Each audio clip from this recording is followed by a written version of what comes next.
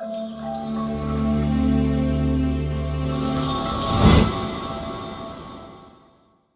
back to the channel. My name is Ryan, and today we are discussing the Iowa Hawkeyes versus the Tennessee Volunteers. They're playing at the Cheez-It Bowl. The Cheez-It Citrus Bowl is at 1 o'clock on New Year's.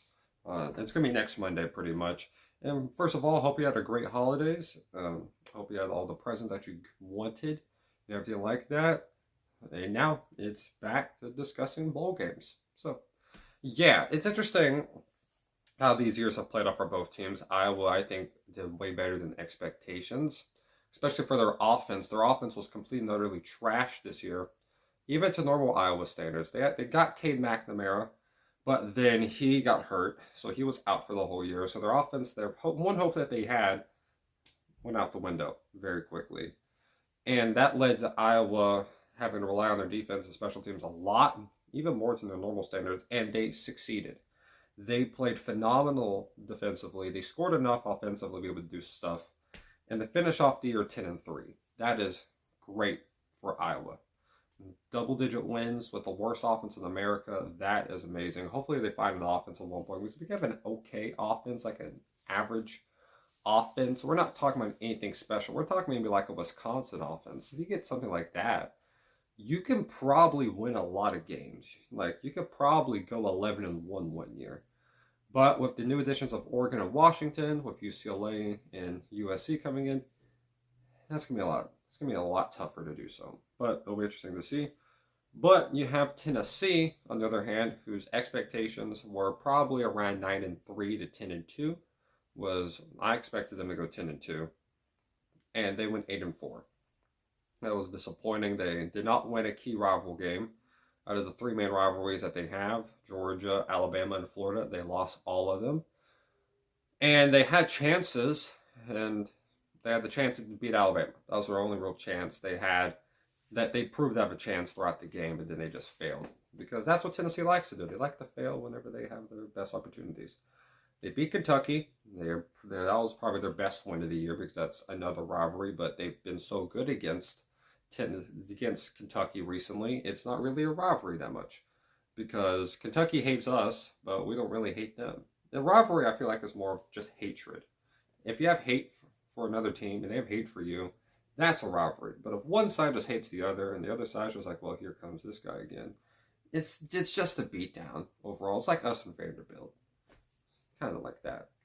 But yeah, hatred is what defines a rivalry. Iowa has some rivals, some. Nebraska, I think that's one. Iowa State is the other.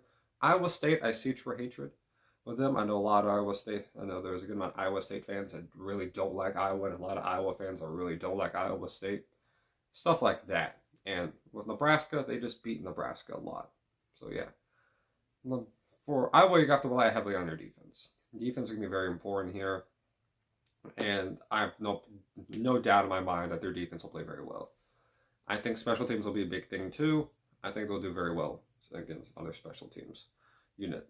They only have a couple games. There's only a few games this year that their special teams unit did not outplay the other teams. And one of them was against Michigan. That was probably the main one. I think Michigan's kicker made 4 field goals, 4 for 4. And then they also had like an 89-yard, 90-yard punt return touch. 89 to 90-yard punt return. Almost for a touchdown. That set them up for a touchdown. So yeah. Iowa's got to be able to score at least a little bit. This pass rush with James Pierce from Tennessee is very important. A lot of guys are leaving Tennessee, though, defensively. So, like people like Tyler Barron, Danico Slaughter, Terry McDonald. I'm not sure if they're going to play today. I'm not sure they're going to play because they are transferring out. They're going to Ole Miss. I think all of them are. I think Danico Slaughter might be going to Arkansas, but I think Terry McDonald and Tyler Barron are going to Ole Miss. I think so. Could be. I know fact Tyler Barron's going to Ole Miss, but I think that's what it is. That'll be interesting. And to see how everyone else plays for Tennessee, how the secondary is going to look, because those are two of arguably their best players defensively in the secondary are going to play. So Tennessee's got to be able to get up to the pass and also cover. That's going to be tough to do because they struggled that throughout the year, especially in games like against Kentucky and Georgia. Also, Florida heavily struggled in those games. Be able to get be able to get after the quarterback and also cover the pass at the same time. Very difficult things for them to do. Another story is that Joe Milton might not play. It's so iffy. If I had to make a bet, I bet he would play, because I don't think Joe Milton's one of those guys who's going to sit out.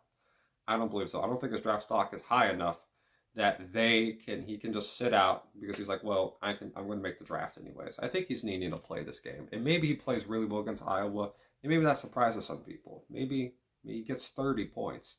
If you get 30 points against Iowa, you probably could get 40 on pretty much anyone else. That's proven to me untrue, but for people who don't watch Tennessee football, and if you watch the team score 30 points on Iowa, it shows something. It does show something.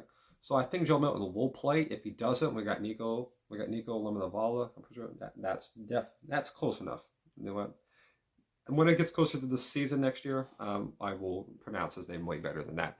But Nico will be the quarterback, which will be the freshman.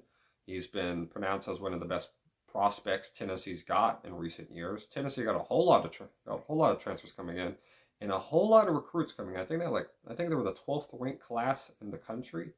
Very good. That's very different for Tennessee. They're recruiting very well. Good job, Tennessee, with that. You have a lot of guys leaving. I don't like Jalen Wright. He's leaving. That's a big thing. We have a lot of guys returning to the team, like Brew McCoy. I think Brew McCoy's returning. I hope he is. I think he is. I'm pretty sure he is. We got guys like Dylan Sampson. He's returning. That's huge. You got Cooper Mays. He's returning. The offensive line is overall.